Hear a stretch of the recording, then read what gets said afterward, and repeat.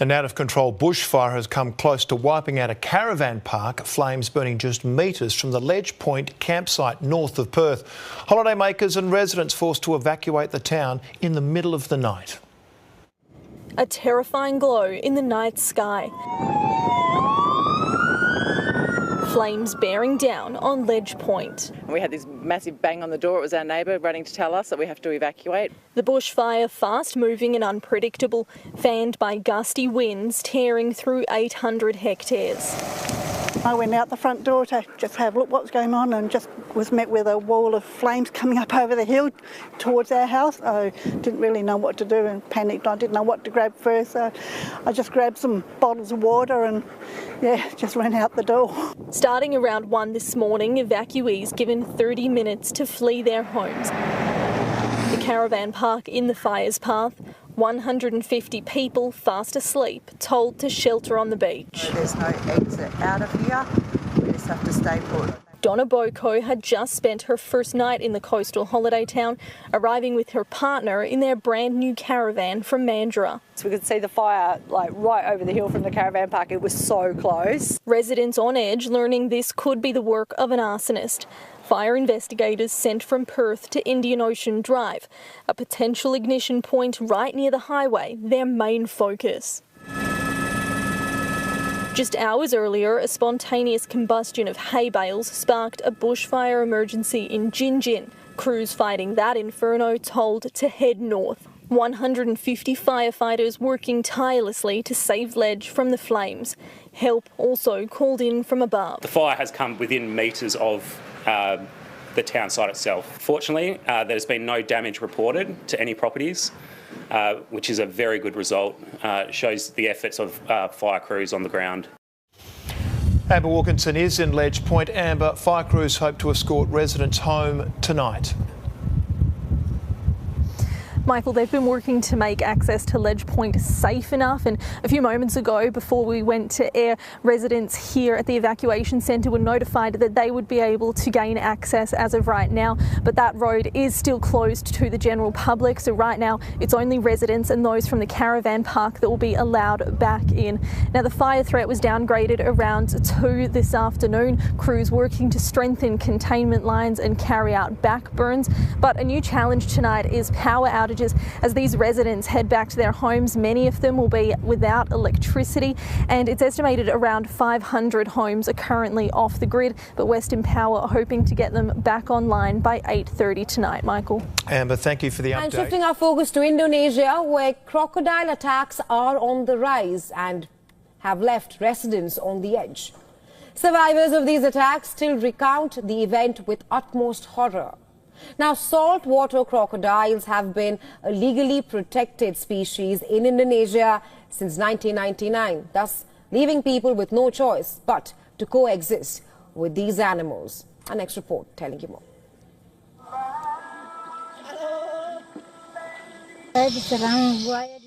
I was attacked by a crocodile there, in the water, almost, drowned and dragged. I am so scared.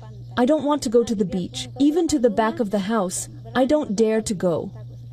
I am traumatized. I asked my children not to go to the river, or to the backyard, or go fishing. It is enough that I've been bitten by a crocodile. I won't let it happen to my children. This lady is one of many in Indonesia to have survived a crocodile attack, one that almost took her life. 7 months after this incident, she is building on her strength to face a harsh reality, which makes her one of nearly 180 recorded crocodile attack victims in Indonesia only last year.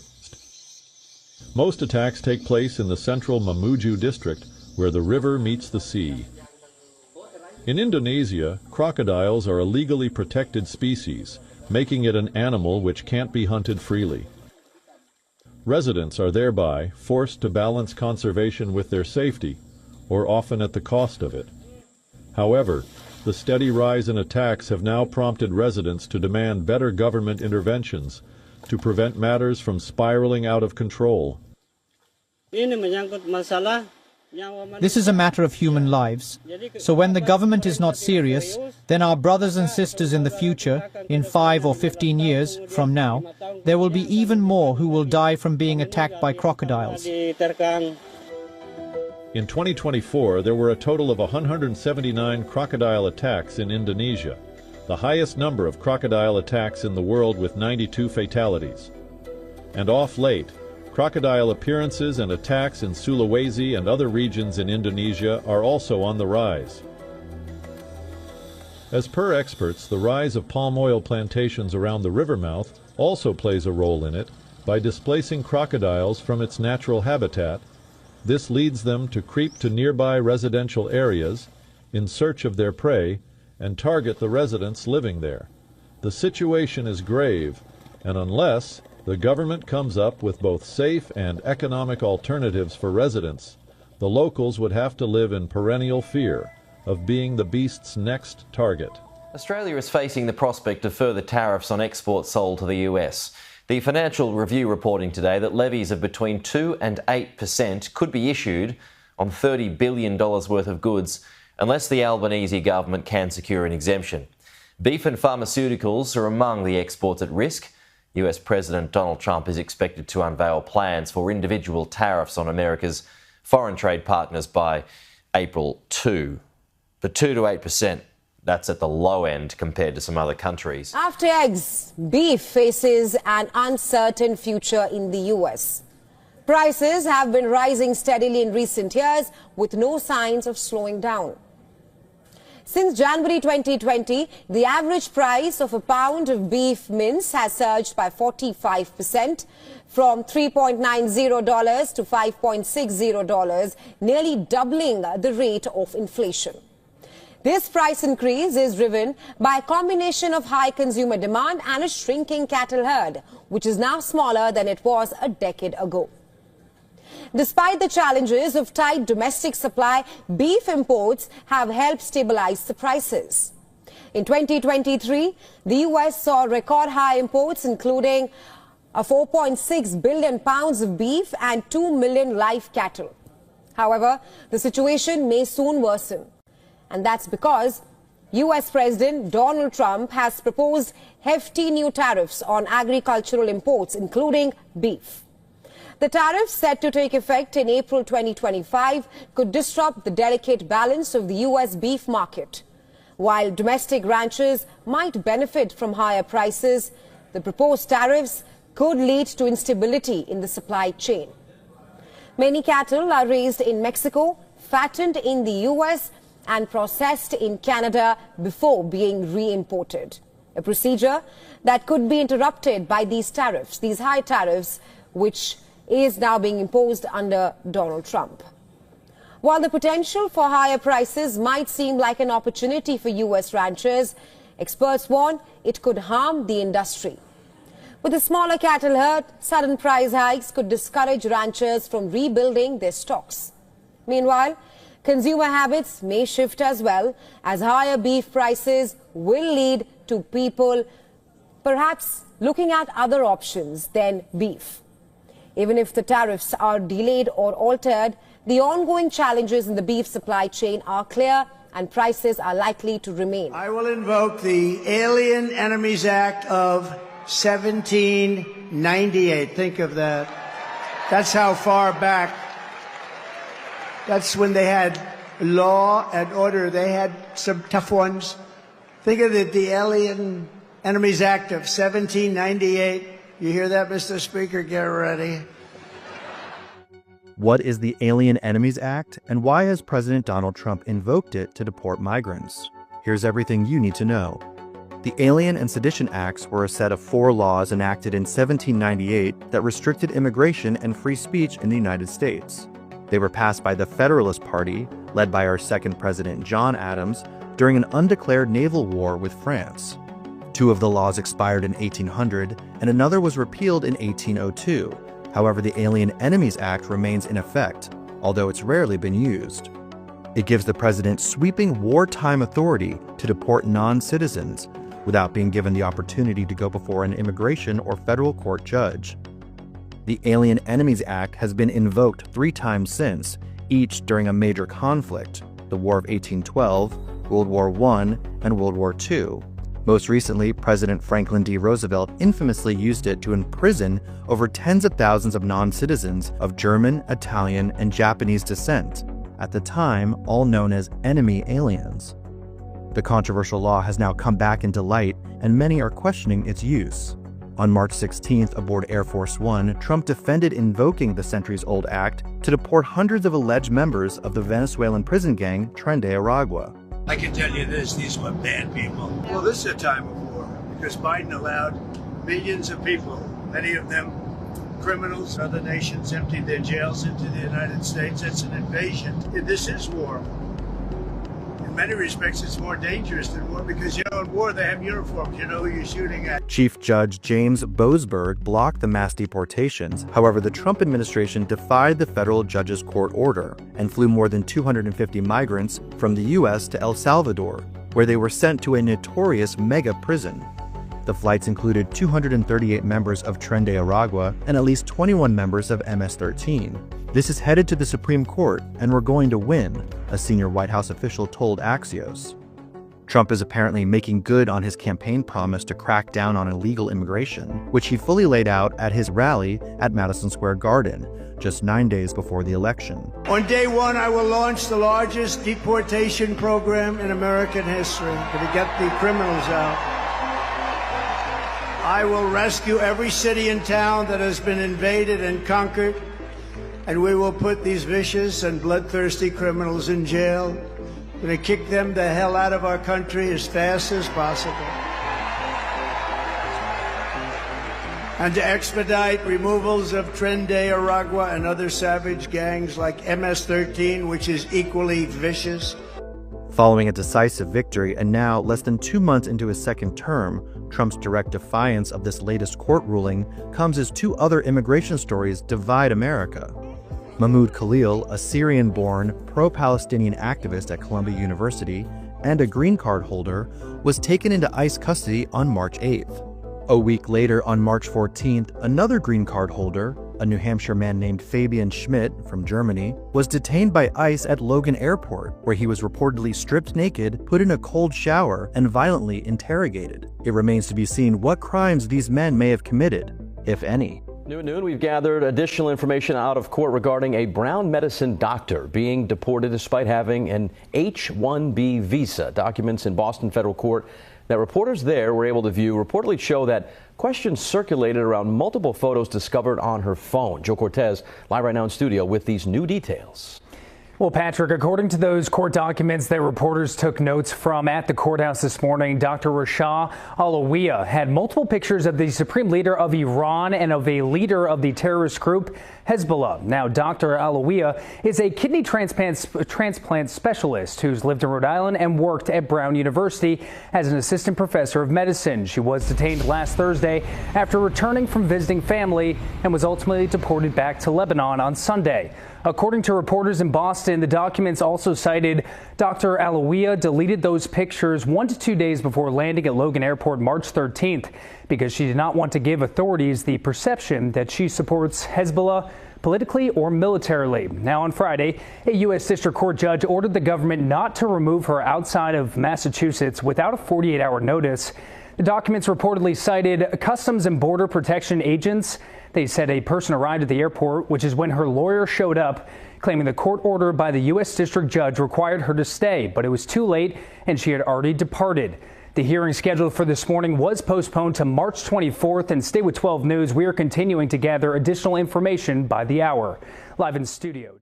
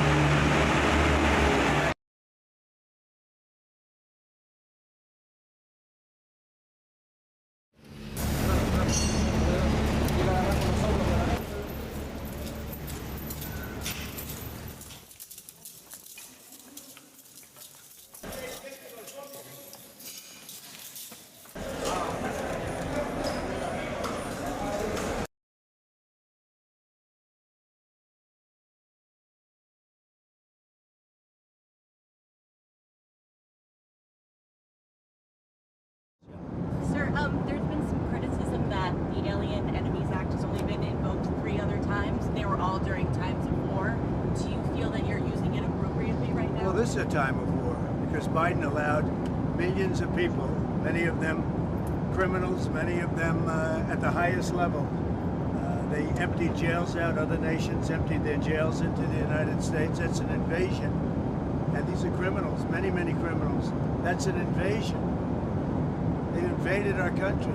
So this isn't, in that sense, this is war.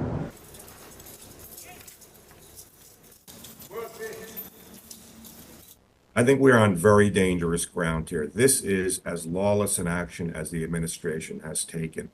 If the administration is allowed to use wartime authorities anytime it wants to remove people, I think we are going to see more and more people being subjected to this type of Alien Enemies Act and a blurring of wartime authority with domestic authority. I cannot stress how important it is that the federal courts prevent this from happening.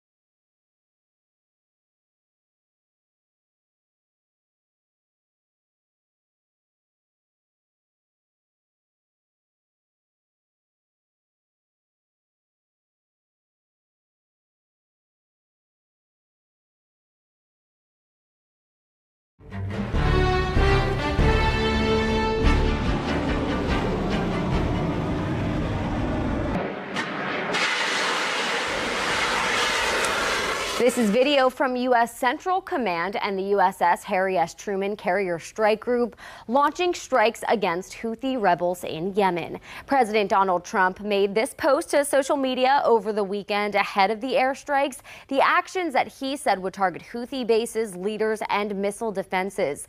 The Houthis also announced that they would once again attack ships with alleged ties to Israel last week. And these are just some of the images of the aftermath in the capital of Sana'a. The Houthi-run health ministry says at least 53 people were killed Over 100 more hurt, mostly women and children. National Security Advisor Michael Waltz claimed a number of Houthi leaders were also killed. Secretary of State Marco Rubio claimed a number of bases were destroyed in the attack.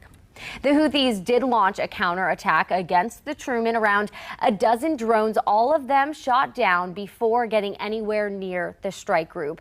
The group did signal in a press release this morning that attacks could escalate against U.S. ships. We will be watching. Sudanese authorities announced on Sunday the discovery of multiple bodies at the bottom of a well in Khartoum, just days following the military expulsion of a notorious paramilitary group from the area.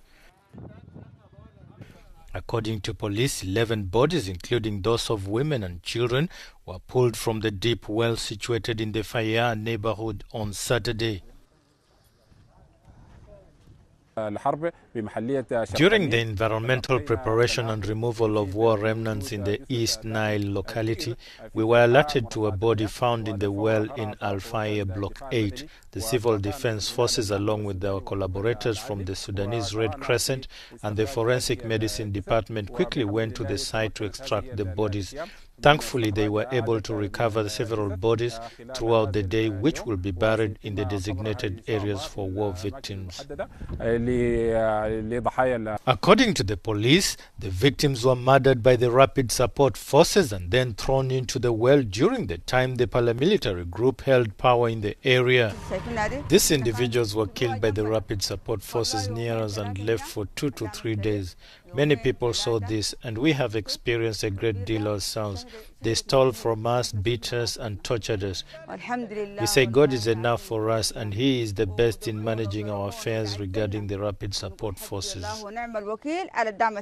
At least 20,000 people have died in the conflict that has caused over 14 million people to flee, resulting in widespread famine and severe violence, especially in Darfur area. Rwanda said Monday it had given Belgian diplomats 48 hours to leave the country after cutting ties with Brussels.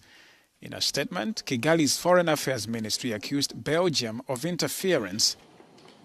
Belgium recently froze aid and suspended trade agreements over Kigali's aggression in neighboring Democratic Republic of Congo.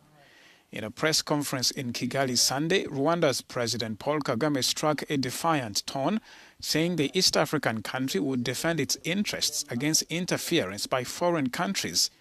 Kagame singled out Belgium, which ruled Rwanda as a colony until 1962, saying it had committed atrocities against Rwandans, vowing to fight back against what he called neocolonial interference.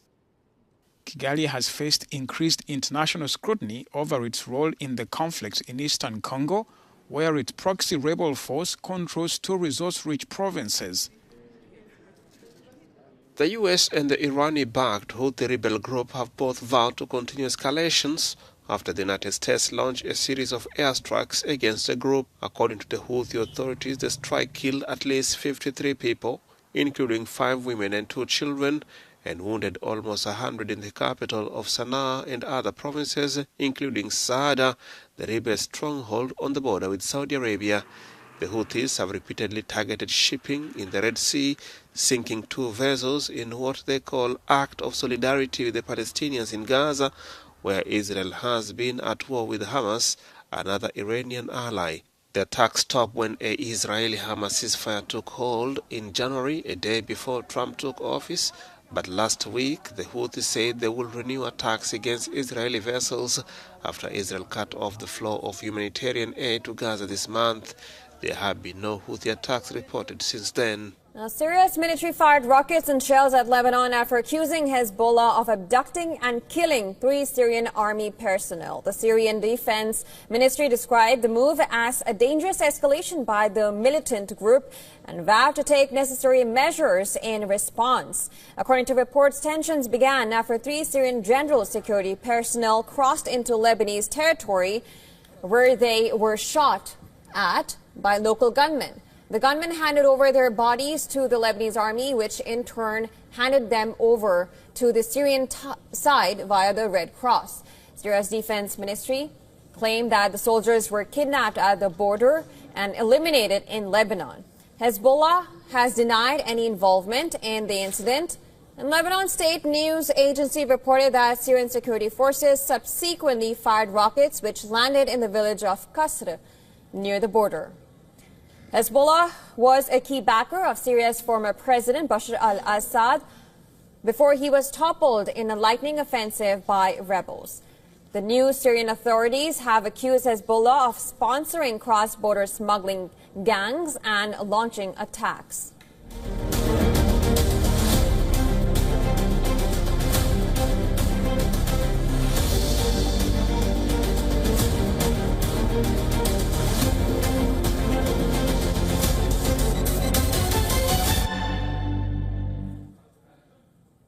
Our next story is about Pakistan, or more specifically, its reliance on the Chinese army.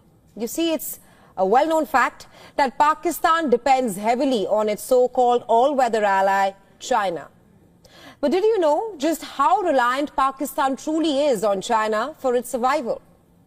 According to new reports, 81% of Pakistan's arms imports over the past 5 years have come from China. According to think tank SIPRI, Islamabad has been buying increasingly advanced systems from this long-standing partner. That's a 7% increase from the previous 5 years. At this point, it's fair to say that the Pakistan army is an extension of the Chinese army. The report comes at a time when China is pushing to improve its self-reliance in its own defense industry.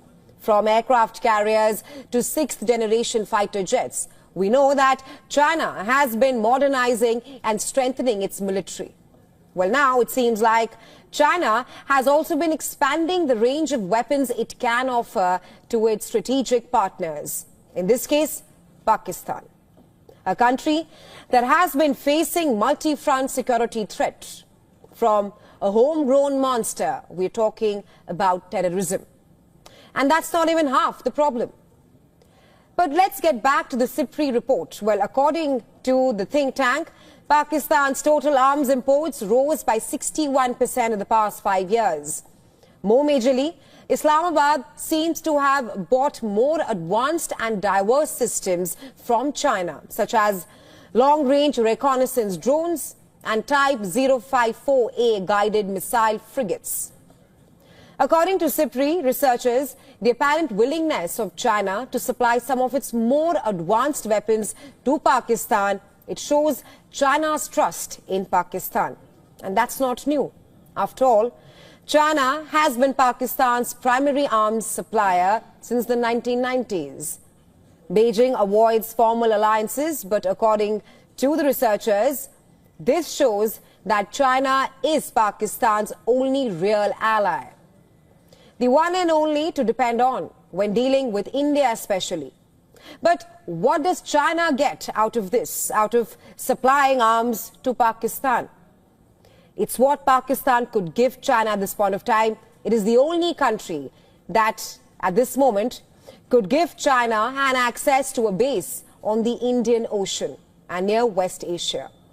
And that's what China hopes to get out of this deal with Pakistan.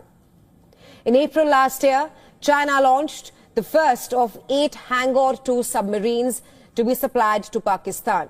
The deal was worth around $5 billion, one of the most valuable military contracts China has signed.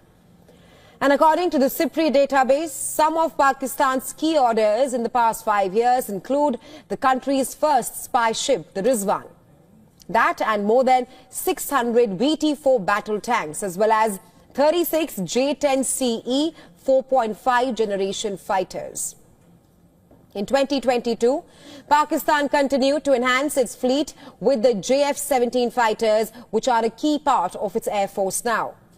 The JF-17 is a 4th generation jet manufactured in partnership with China, dating back to 1999.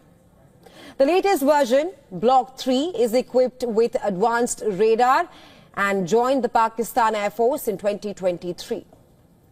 Military experts say that China might sell its 5th generation fighter jet, the J-35, to Pakistan if requested.